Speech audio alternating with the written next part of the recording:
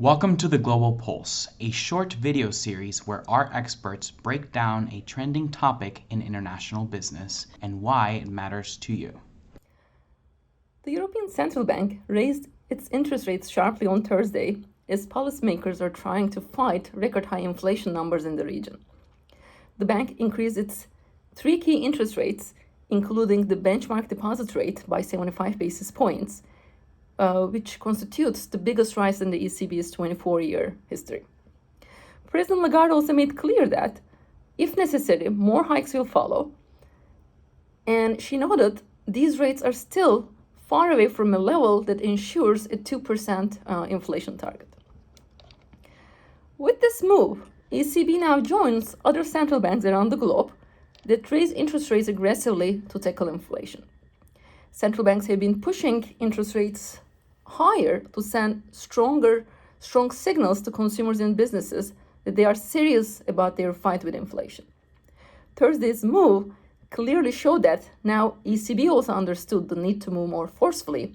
In a way, ECB, with this move, communicated to financial markets that now it prioritizes fight with inflation over growth concerns. So what has pushed ECB to move this forcefully? And will these rate hikes work to bring down inflation? Of course, there are several factors that has led to these record inflation numbers and drove ECB to this big hike. Continuing effects of the pandemic, Russia's invasion of Ukraine, and steep jump in energy prices, of course, helped create a record 9.1% annual inflation in August. These numbers are way above the central bank's targets of 2%. And ECB does not want the high inflation numbers to become entrenched in expectations. Perhaps another reason for ECB's aggressive move is similar hawkish attitudes of the US Federal Reserve and other central banks around the globe. High interest rates strengthen local currencies, and currently the value of euro is at historic lows. The weakness of euro against dollar has been a challenge in ECB's fight with inflation, as it means higher import costs for the region. The historic rate hike was accompanied by some puzzling growth estimates. ECB expects 3.1% growth rate this year, whereas the growth rate is expected to be mildly positive at 0.9% for the next year, before recovering to 1.9% in 2024. Some commentators have argued that these estimates are not in touch with reality. The ECB has rather an optimistic view of potential growth in the region, and it is betting strongly that there will be no recession in the Eurozone. However, President Lagarde has also noted that there is really a dark downside scenario as well.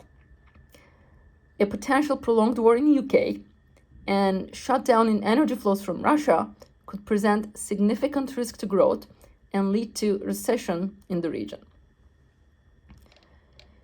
These rate hikes indicate that central banks' focus is on high inflation, and central banks are willing to accept lower growth rates to ensure price stability.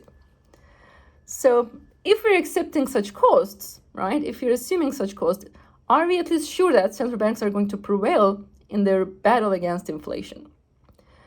Well, rate hikes should certainly help, but there are no guarantees.